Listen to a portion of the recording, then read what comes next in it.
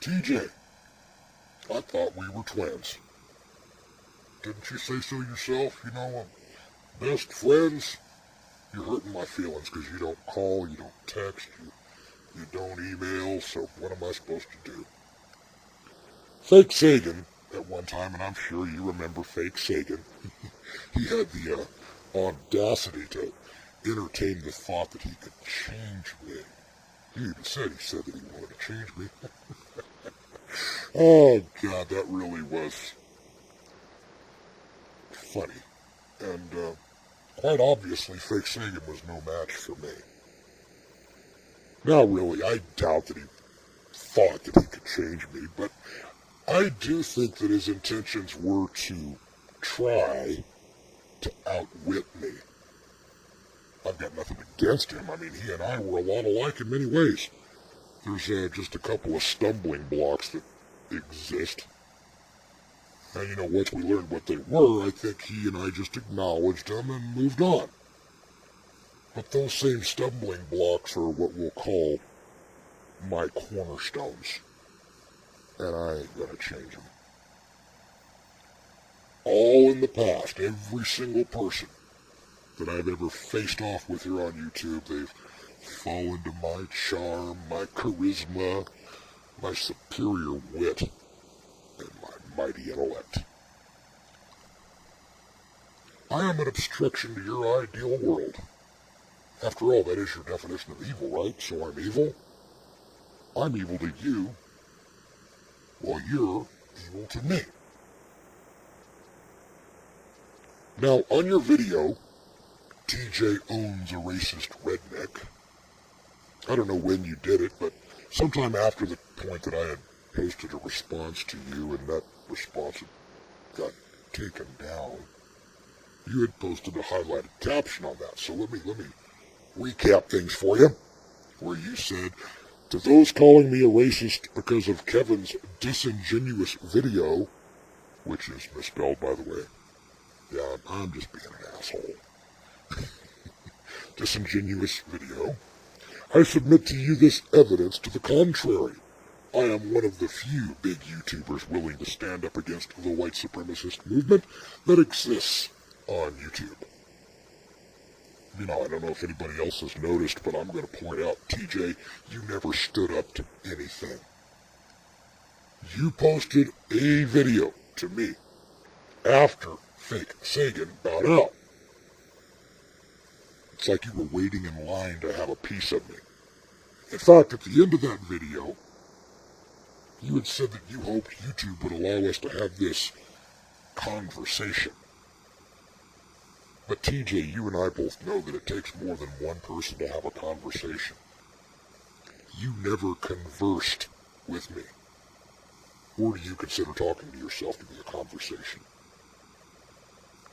As you well know, the video response that I had posted back in March was flagged, deleted, the whole 9 yards. The account got taken down, even though the video in question didn't contain anything derogatory, anything inflammatory, racially degrading, or anything that was in violation of the terms of use for YouTube, and you know it. I'm not accusing you of anything, but you still never responded. So where's the conversation? So let's go over some more things. Or let's just go over some things again, shall we? You know that you obviously knew that I like to categorize things, so I appreciated you coming at me with some categorizations. It was an important notation for you to make there. I generally categorize by at least 3 options, while you only made 2, but I know in all fairness you said that it was overly simplified. You categorized people by collectivists and individuals, then proceeded to give examples. Now, could it be that logic just escaped you when I showed you that collectivists and individualists fall within a spectrum? No one could survive in this world as a pure collectivist or as a pure individual. They can, however, lean more to one side than the other. Anyone who's a pure collectivist would have to be so micromanaged in this world that their efforts to micromanage would just be a hindrance. And no one can be a pure individualist while still interacting with anyone else on the face of the planet. It takes both. Now, you made my military service an issue and claimed that that was proof of my collectivism. I still say it takes both. You may not know anything about the military, but often when an order is given, no one is there to completely micromanage your every move when you're released to go fulfill the order that you were given. Quite often, the path that one takes in the actual fulfillment of the given order has unforeseen obstacles. Now, when facing those obstacles, you need to improvise, adapt, overcome, which, by the way, takes individualism. If every time you're faced with an obstacle, you have to call back to your superior and say, duh, what do I do now? You would be an ineffective. The military wants free thinkers, but that individualism must only exist within confines. Individual thought and action are definitely needed to successfully complete any collectivist goal. Now, if you want to make those a point of debate, I don't think you do, since it would end up embarrassing you, but if you wanted to make a debate out of it, I mean, we can, but let's just move on, shall we? You talked about the Old West, and yes, I'm certainly a fan of the Old West. Seems like people had a bit more common sense back then. Do I believe that in the cases of insults? And insults have a very broad definition, but let's just generically say in the case of insults, should fair fights be able to ensue, and I say damn straight. At one time there was a concept called code duello. I'd definitely like to see that brought back in. Reinstated, if you will, but code duello was a bit different than what gunfighters used in the Old West. Back then, if you did someone wrong, it was logically thought that you should have your hands full when you did that person wrong. Because the common sense Joe would know that such and such an insulting action would ultimately lead to a fight. Therefore, to shoot his ass was, to my understanding, acceptable, since the other guy was supposed to be armed when he did it. Does that make any sense to you? So now we've got what I would call the pussification of people on the planet in general. For example, flying down the interstate, cutting someone off, reaching out, giving him the bird, an insult. Then someone follows him down, they pull him over, and they reach him out, and they bitch slap him. Who goes to jail? Certainly not the one who drew the first blood. So why don't we see any more of this bitch slapping going on? Because people fear the consequences. But who sets those laws that create consequences which would completely contradict someone's natural inclination to reach out and choke the living shit out of someone that desperately needed it? Back to the pussification of the planet. Pussies write the laws that inhibit their competition.